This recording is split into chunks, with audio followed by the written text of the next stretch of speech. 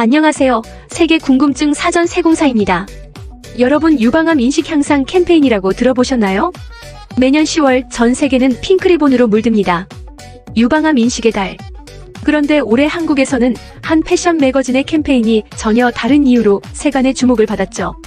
유방암 캠페인이라던 행사는 왜 술잔과 조명이 가득한 파티로 끝났을까요?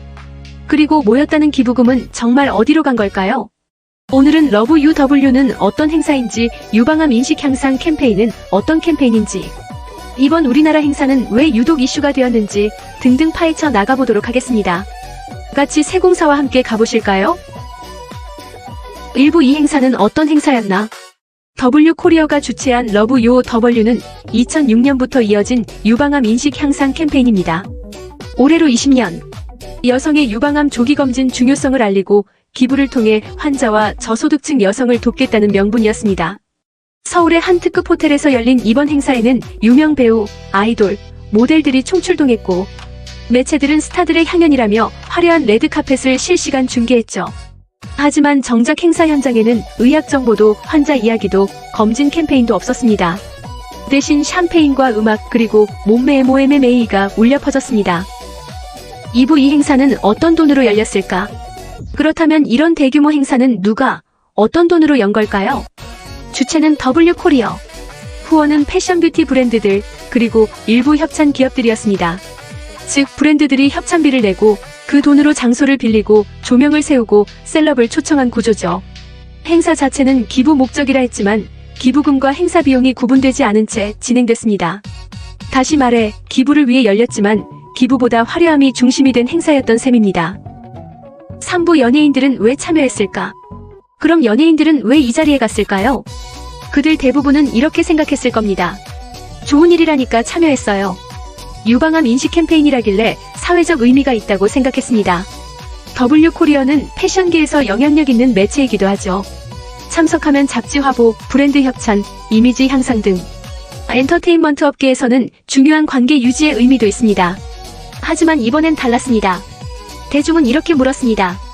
유방암 환자를 위한 캠페인이라면서 왜 술 마시고 춤추나요? 그 화려한 무대에 환자나 생존자는 있었나요? 4부 왜 음주 가무만 있었을까? 행사 현장에는 술잔이 돌고 음악이 흐르고 셀럽들은 웃었습니다. 그런데 유방암이라는 단어는 거의 들리지 않았습니다. 핑크리본 대신 플래시와 셀카가 난무했습니다. 기획 의도는 세련된 자선 파티였다고 합니다. 하지만 메시지는 완전히 퇴색됐죠. 이쯤에서 대중의 질문은 단순해졌습니다. 이건 캠페인인가요? 아니면 파티인가요? 5부 기부금은 어떻게, 어디서 모였을까? W코리어는 20년 동안 총 11억 원의 기부금이 모였다고 발표했습니다. 하지만 정부 공식 자료에는 3억 1,500만 원만 기록돼 있었습니다. 게다가 일부 해에는 기부 내역이 전혀 없는 해도 있었죠. 그럼 나머지 돈은 어디서 어떻게 모인 걸까요? W코리어의 설명은 이렇습니다. 브랜드 개인 후원, 협력사 기부를 포함한 총합이 11억 원이다. 하지만 구체적인 내용 누가, 언제, 얼마를 냈는지는 공개되지 않았습니다. 6부 그 돈은 어디에 쓰였을까? 공식적으로 기부된 금액의 일부는 한국유방건강재단, 인구보건복지협회 서울지회 등에 전달됐다고 합니다. 재단에서는 일부 기부금으로 유방암 검진 지원, 저소득층 여성 건강교육 등의 사업이 진행됐습니다.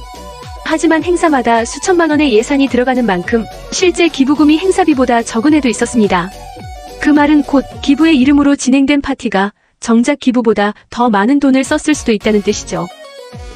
그럼 왜 이전 행사들은 주목받지 못하다가 이번에 이슈가 되었을까?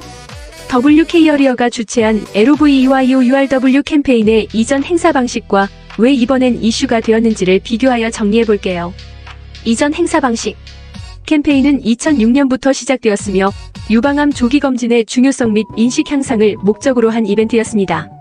과거 행사들은 패션 매거진 주최답게 모델 스타 초청, 패션쇼 혹은 포토월 중심이었지만 크게 논란이 되지 않은 이유는 아래와 같습니다.